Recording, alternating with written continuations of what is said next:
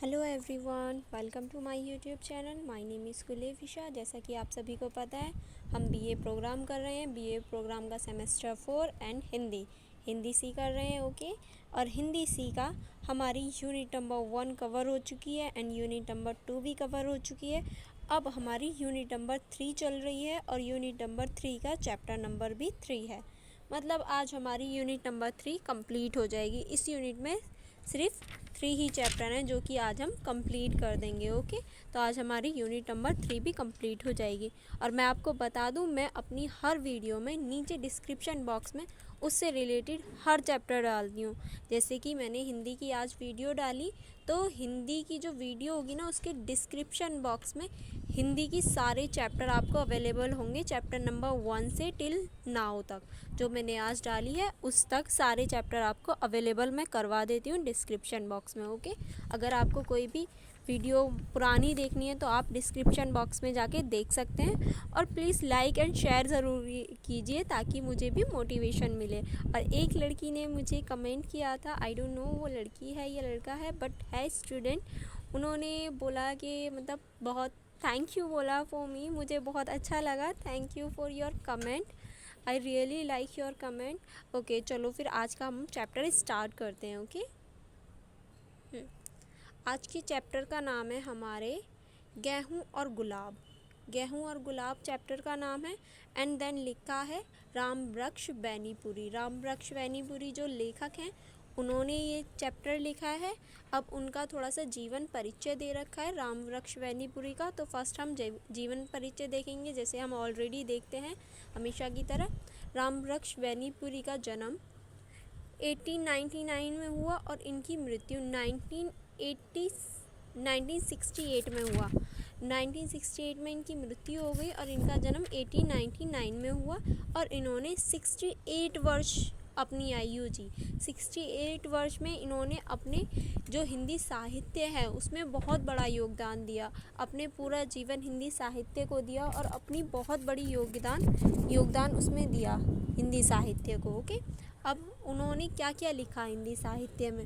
हिंदी साहित्य में उन्होंने नाटक एकांकी लिखे, उपन्यास लिखे, कहानियाँ लिखी, निबंध लिखी, यात्रा वृतांत लिखी, जीवनी लिखी, संस्मरण लिखे, रेखा चित्र लिखे, बाल साहित्य लिखे। अब देखो, इसमें से जो आपको इजी लगे, सब में से आप इसको एक बार रीड आउट कर लेना जो आपको इजी से लगे। जैसे कि नाटक एकांकी में हम ये याद कर सकते हैं अमर ज्योति। ये थोड़ा इजी सा है, अमर ज्योति। जो आपको नाम थोड़ा इजी लगे ना पेपर में लिखने के लिए, क्योंकि सारे कवियों की सारी रचना याद करना बहुत मुश्किल है। तो जो आपको इजी लगे आप उनको याद कर लेना, ठीक है। जैसे यहाँ दे रखा है बेटी हो तो ऐसी, तो आप इसको याद कर सकते हो। ये बाल साहित्य है। लाल तारा, ये भी थोड़ा इजी है। ये रेखा चित्र है। ओके। ऐसी चीज़ें आप याद कर लेना, ठीक है, ताकि आपको कोई प्रॉब्लम ना हो। और राम वृक्ष बैनीपुरी ने अपनी ही भाषाओं, मतलब बहुत अच्छे से सारी कविताओं और उपन्यास को बहुत अच्छे से लिखा है। और जीवन में उन्होंने जो भी मतलब लिखा है ना, उसको अपने जीवन पे भी अप्लाई किया है। ऐसे नहीं है सिर्फ उन्होंने लिखा और छोड़ दिया, नहीं, उन्होंने उसे अपने जीवन पे भी अप्लाई करा है और बहुत ज़्यादा प्रभावी ढंग से लिखा है सारी चीज़ों को, ठीक है। अब उनके जो वो हैं, एक यहाँ हम देखते हैं यह कथा उनकी यहाँ उनकी ना कुछ कथाएं दे रखी हैं कि उन्होंने कुछ कुछ बातें बोली हैं। जो एक तो यहाँ ये पैराग्राफ आप देख सकते हैं, एक यहाँ, ठीक है। इसको आप सेल्फ रीड आउट कर लेना, क्योंकि सिर्फ उनकी बोली हुई जो उन्होंने बोला है ये सिर्फ उनके ऊपर है, ज़्यादा इम्पोर्टेंट नहीं है। यह कथा उनकी आवेश शैली को प्रकट करती हैं। प्रसाद शैली। अब देखो, इन्होंने ना प्रसाद शैली के साथ साथ उन्होंने वाक्य शैली का भी प्रयोग किया है। राम वृक्ष बैनीपुरी ने 2 शैलियों का प्रयोग किया है, प्रसाद शैली और वाक्य शैली। दोनों शैलियों का इन्होंने अपनी कविताओं में प्रयोग किया है, ठीक है। बेनीपुरी जी का सबसे बड़ी विशेषता ये रही है कि उन्होंने जो लिखा उसे अपने व्यवहारिक जीवन में भी ढाला। देखो मैंने आपको बताया था जो भी उन्होंने लिखा है वो अपने व्यवहारिक जीवन में भी उन्होंने ढाला है, सारी चीज़ों को अपने जीवन में ढाला है।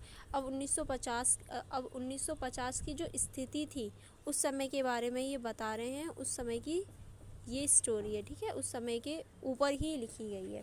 अब देखो यहाँ से ये चैप्टर का सारांश शुरू होता है, ठीक है, कि चैप्टर में क्या है। अब स्टार्ट करते हैं। लेखक के भावुक हृदय ने गेहूं और गुलाब के माध्यम से अनेक विचार बिंदुओं को प्रस्तुत किया है। अब लेखक का जो हृदय है वो एक भावुक हृदय है, जिन्होंने गेहूं और गुलाब को लेकर बहुत सारी चीज़ों को इंकित किया है, बहुत सारी चीज़ों को प्रकट किया है, ठीक है। भौतिक सुखों की जो भौतिक सुख हैं उनकी जो लालसा है वो देखो यहाँ पहले मैं आपको बता देती हूँ किसकी तुलना किससे की गई है, ताकि आपको फिर सही से समझ में आ जाए। फिर मैं आपको ये बातें बताऊँगी। देखो जो गेहूँ है, गेहूँ की जो तुलना की गई है वो सुख समृद्धि से की गई है। मतलब जब हमारे पास गेहूँ यानी अनाज होगा तो हम, इसका मतलब है हमारे पास बहुत सारा अनाज है, मतलब खाने के लिए बहुत सारी चीज़ें, इसका मतलब हम अमीर हैं, सुख हैं। और जो गुलाब की तुलना की गई है वो मन की शांति से की गई है, मतलब तृप्ति से की गई है। तृप्ति मतलब जब हम सेटिस्फाई रहते हैं किसी चीज़ से, जब हम सुखी रहते हैं, उस चीज़ से की गई है, ठीक है। चलो फिर पढ़ते हैं।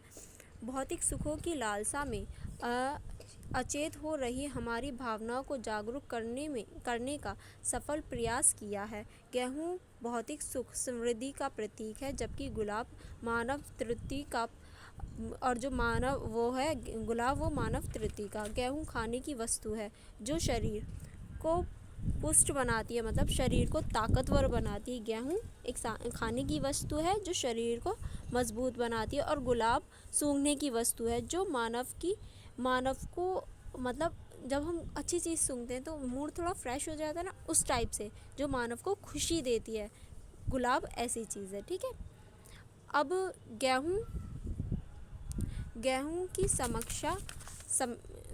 गेहूँ की सभ्यता में मानव और पशु समान है। अब देखो गेहूँ की जो सभ्यता है ना उसमें मानव और पशु समान है, और मानव और पशु समान है। गुलाब ने मानव को मानव बनाया। देखो गेहूँ की सभ्यता में मानव और पशु समान है, क्योंकि गेहूँ मानव भी खाते हैं और पशु भी खाते हैं, पर जो गुलाब है गुलाब ने मानव को मानव बनाया। लेखक को खेद है कि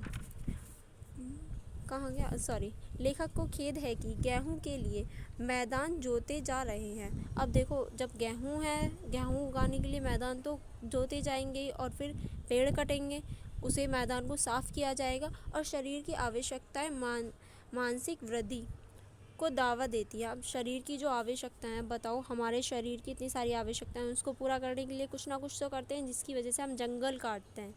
वो शरीर की आवश्यकता के लिए ही तो जंगल काटते हैं, उससे पशु मार कर ही। और देखो अपने शरीर की आवश्यकता के लिए ही, अपने आप को संतुष्ट करने के लिए ही पशु मार कर खाते हैं। उनकी यहाँ तक कि पशु तो मारते ही हैं, उनकी खाल को भी प्रयोग करते हैं, उसका ढोल बना देते हैं, बाँस का प्रयोग करते हैं, बाँस को हम लेते हैं, बाँस की लाठी बनाते हैं, और बाँस की लाठी बनाने के बाद बाँसुरी भी उसी से बना लेते हैं। ये सब हमारे शरीर की आवश्यकता के अनुसार ही तो है।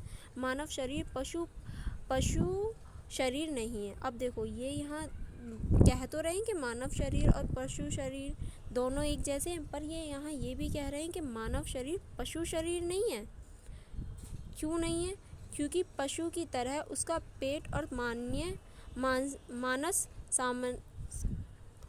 समांतर रेखा नहीं है। अब देखो जो मानव शरीर है, यानी जो इंसान का शरीर है, वो पशु की शरीर की तरह नहीं है, वो अलग है। क्यों? क्योंकि मानव के शरीर में पेट सबसे नीचे, फिर हृदय और फिर मस्तिष्क दिया है। क्यों दिया है? ताकि जैसे हमें भूख लगी है, हम लोग पेट की सुनेंगे, लेकिन फिर उसके ऊपर हमारा हृदय है, ताकि हम किसी निर्दोष को ना मारें। वो हमारा हृदय उस काम में करता है। और फिर सबसे ऊपर दिमाग है, हमें ये सोचने पे मजबूर करता है कि क्या चीज़ सही और क्या चीज़ गलत है। ये दिमाग यही काम करता है कि क्या चीज़ सही है, क्या चीज़ गलत है। इस चीज़ में अंतर बताने के लिए दिमाग सबसे ऊपर है, ठीक है। हम कुछ चीज़ दिल से कर देते हैं पर वो चीज़ गलत होती है, तो इसीलिए दिमाग सबसे ऊपर रखा गया है, ठीक। गेहूँ और गुलाब के संतुलन में सच्चा सुख देखो, गेहूँ और जो गुलाब है ना, उसमें सच्चा सुख आनंद है। लेकिन जो गेहूँ है वो शरीर को वृष्ट यानी शक्तिशाली बनाता है, और और जो गुलाब है वो मानव को खुश रखता है, मतलब उसकी खुशबू हमें खुशियाँ देती हैं। लेकिन बाद में कर ये अंतर बढ़ता गया, और ऐसे और पता है क्या हुआ, जब ये अंतर बढ़ा तो गेहूँ ऐसे कठोर श्रम का प्रतीक बन गया हो जो भूख अच्छी तरह से मिटाता है। अब देखो, गेहूँ तो एक कठोर श्रम का वो बन गया कि जो भूख मिटाता है, और गुलाब विलासिता का प्रतीक बन गया। मतलब गेहूँ तो बहुत अच्छा बन गया और गुलाब बुरा बन गया। क्योंकि ये असंतुलन हो गया, बहुत ज़्यादा संतुलन ख़राब हो गया, इसी वजह से ये डिफरेंस आया। अब लेखक कहते हैं कि विज्ञान जो है वो शायद गेहूँ की बहुत अच्छे से फसल कर ले। गेहूँ उनके अनुसार जो प्रकृति है वो गेहूँ को बनाती है, और शायद वो उन गुणों को पैदा करके खूब सारा अनाज उगा ले और वो सभी को अनाज प्रदान कर दें। लेकिन वो उस अनाज से सभी को खुशियाँ नहीं दे सकते, सभी उस अनाज से खुश नहीं रह सकते। क्या? हाँ, क्योंकि खुशियाँ के लिए कुछ फूल भी ज़रूरी हैं। क्योंकि हमारे लिए खुशियों का मतलब सिर्फ ये नहीं है, अगर हम खुश हैं तो हम बदबू की जगह में नहीं रह सकते, हमें खुशियों के लिए खुशहाल जगह की भी ज़रूरत होती है। तो उसी से ये पॉइंट ऑफ व्यू कर रहे हो। ओके, सारा मानव जीवन रंगमंच हो जाएगा जब आँखों से ये गेहूँ का जो वो पर्दा है वो हटेगा। आँखों से गेहूँ का पर्दे का मतलब सिर्फ खाना और इकट्ठा करना ही नहीं, खुशियाँ बांटने से भी है, ठीक है। यहाँ हमारा चैप्टर फिनिश होता है। उसके बाद में ये व्याख्या दे रखी है चैप्टर की। ओके, चैप्टर की क्या कुछ आपको पॉइंट दे रखे हैं, 1 सेकेंड। यहाँ ये व्याख्या दे रखी है और यहाँ ये कुछ पॉइंट दे रखे हैं। पॉइंट में क्या है, ये पूरी लाइन दे रखी है, उसकी आपको संक्षिप्त व्याख्या करनी है। अगर व्याख्या करने के लिए आ जाए तो सबसे पहले क्या लिखेंगे, सबसे पहले हम संदर्भ लिखेंगे, किसने दिया है, किस पाठ से है ये सारी चीज़ें, संदर्भ लिखेंगे। फिर लिखेंगे प्रसंग। प्रसंग में क्या है, छोटी सी बड़ी सी चीज़ को छोटे से करके बताना, प्रसंग। फिर व्याख्या, उसको डिटेल में बताना जो आपने यहाँ बताया। फिर व्याख्या, फिर विशेष।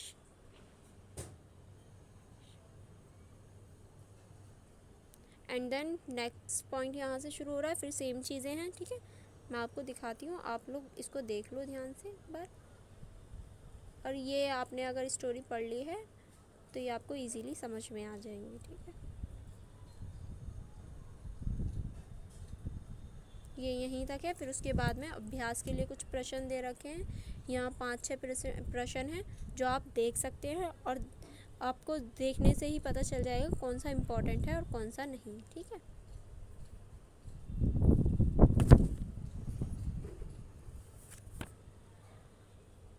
और यहाँ दे भी रखा, गेहूँ और गुलाब किसके प्रतीक हैं, मैंने बताया था।